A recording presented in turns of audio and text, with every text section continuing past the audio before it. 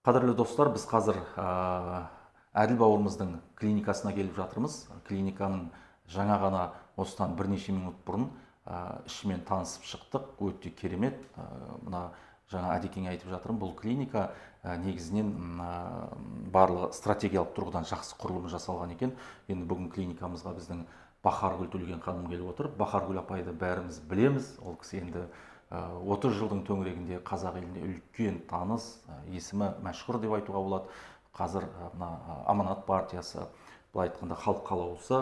Бахаргүл ханым, қош келдіңіз. Жалпы енді қазақта сөз бар, бас ауырып балтыр сыздамайтын адам жоқ. Енді сіз де клиникаға келіп қалыпсыз. Әдекенің қандай бағытта, қандай жаңағы ем шара алуға келдіңіз бұл жерде? Әділ бауырымның асу клиникасына келіп, өзің айтпақшы, басымыз ауырып, балтырымыз сыздамайтын емес.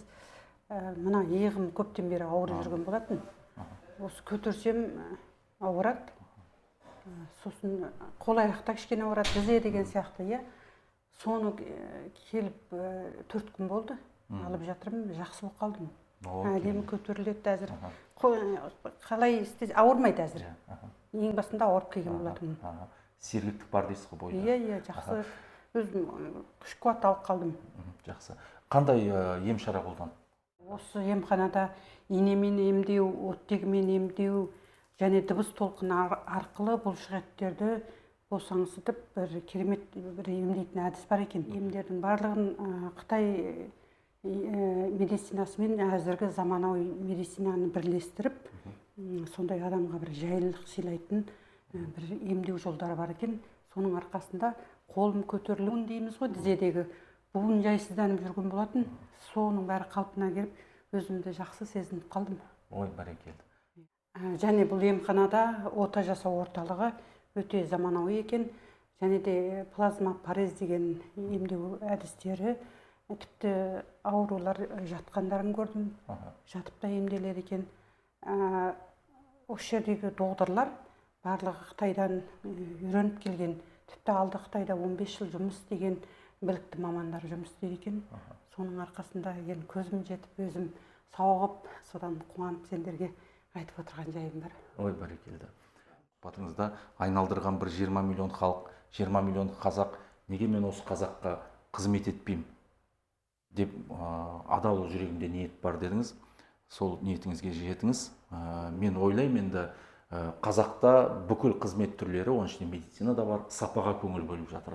Сіз де сапаға көңіл бөлгеннен кейін осындай дұрыс пікірлерді естіп келіп отырсыз, солай ғой Бахаргүл ханым? Және көзбен көріп, көңілге түйіп, міне біздің тыңдарман оқырмандарға жеткізіп отырсыз, солай ғой? Дұрыс айтасың. Ерекше әсерімді айтып отырмын ғой. Ақ халатты абзал жандарға расында да риза боласың. Ауырып сырқаған кезіңде сол аяғынан тік тұрғызып шауып кеткенге не жетсін? Сондықтан айрықша ризалық білдіріп, осы асу медицина орталығына сіздерге де келіп, ем алам емес, дем алам деп келсеңіздер де болатын тамаша орталық екен. Ой, бәрекелді. Ем алыңыз және дем алыңыз деп тұрсыз ғой? Расында да дем алып жақсы болып қаласың.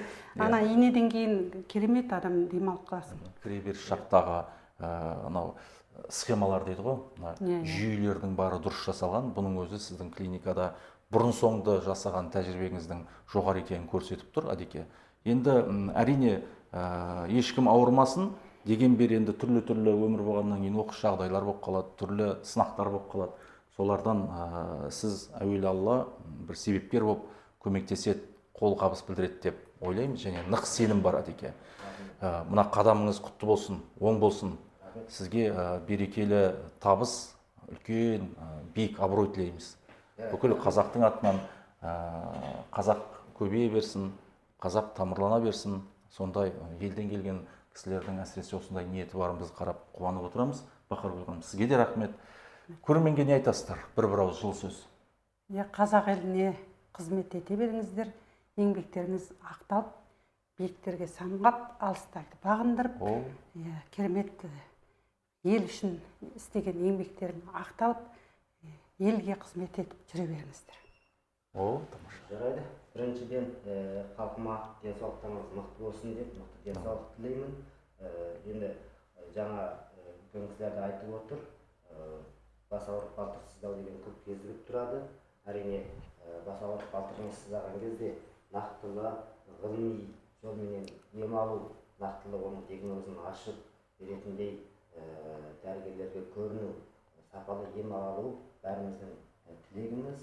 Оның одан қарай ота жасауларда да кейбір кездерде күрделі оталар болып қалса, хабарласып дер кезінде ең жақсы қалай өздеріңізге ең тиімді емді біз даярлаймыз. Бәрекелді, рахмет достар. Егер осы жобамыз қызықты болып жатса, төмендегі сілтемеге кіріп пікір қалдырыңыздар. Астана қаласындағы Асу клиникасына келіңіздер. Жақында, алла бұйыртса, ресми ашылуы болады. Адеке, құтты болсын. Міне сіз соның алдында келіп, Нұрпақаргүл ханым бар. Бәріміз келеміз сол кезде. Қолдау көрсетеміз. Қолдау көрсетуге біз әрқашан Алла жазса дайынбыз. Сәттілік тілейміз. Сәттілік тілейміз. Жұбанов көшесі 27. осы адреске келіңіздер.